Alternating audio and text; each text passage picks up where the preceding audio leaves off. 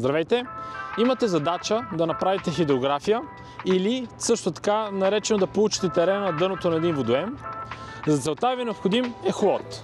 Този ехолот може да бъде монтиран на голяма лодка, но доста често не може да я вкарате във водата. Поради тази причина SatLab имат перфектното решение за вас, именно HydroBolt, което се побира в багажника на вашия автомобил. Малка, удобна, компактна, безпилотна лодка, която се състои от лодката и едно просто дистанционно за управление. Така че показвам ви, сам човек взема я от багажника и си я закарва до водоема.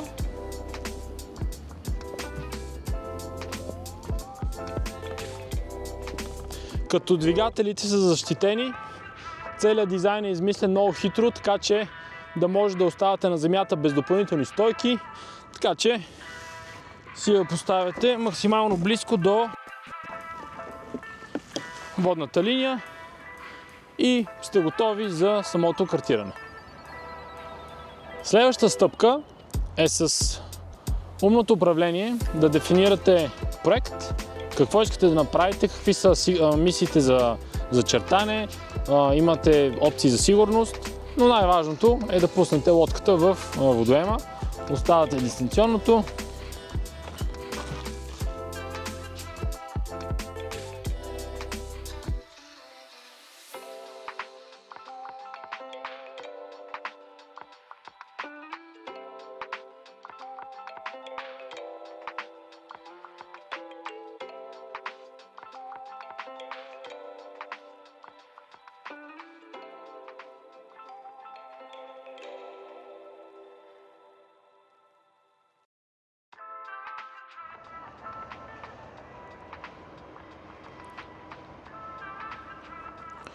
Първа стъпка от картирането е избирате решението, което искате в момента използвате и да направим работен проект.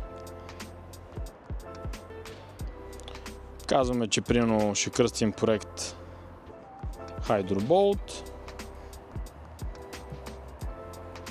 Избираме примерно координатна система.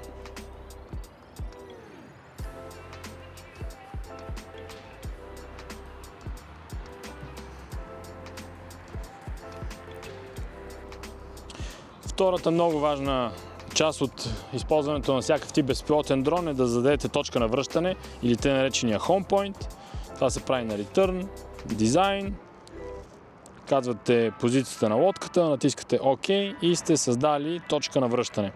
Вторият етап е да очертаете това, което искате да картирате. Едната опция е да го получите като чертеж или KML файл, който да бъде зареден. Днес ще използваме ръчно дефиниране. Това означава, че отиваме на мисия,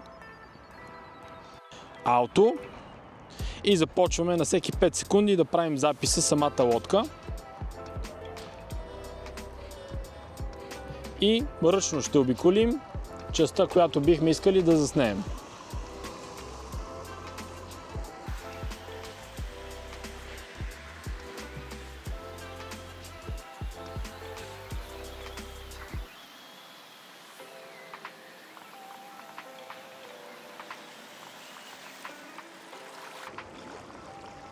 Сме готови, цъкаме финиш и имаме една площ за картиране. В момента ни създава линии, по които иска да мине, автоматично, разбира се. Можем да избираме различни настройки, скорост на картиране, интервал. Примерно на интервала може да го намалиме да бъде по-гъсто, примерно ще го направим на всеки 7 метра и натискаме Create. Създай. В момента сме създали план за картиране, който при натискането на Send го изпращаме вътре в самата лодка. И вече това, което ни остава, е просто да натиснем Auto Points, да отиди и започни работа. Като натиснем, първо стартираме ехолота на Survey. Се дефинира, тъй като може да имате много различни картирания в един същи проект, дефинира по дата и по час линия, натискаме Start Survey. Това, което ни остава е да натиснем Auto Point. Минаваме на по-автоматичен режим на контролера и натискаме Auto Point. Тя се завърта и отива към първата точка на картиране.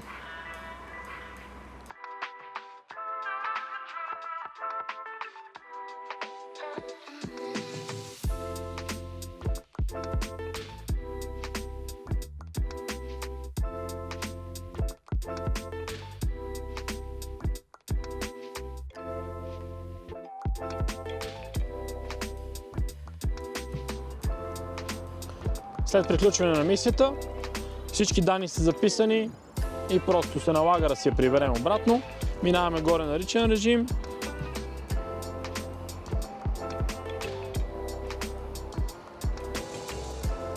И си я взимаме към нас. Удобно е да обърнем с дупето.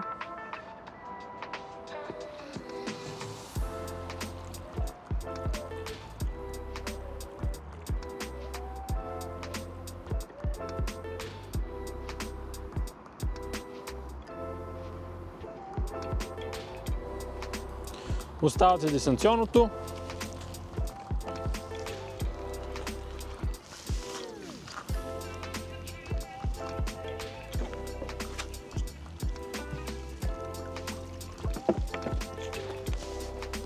И си я изваждате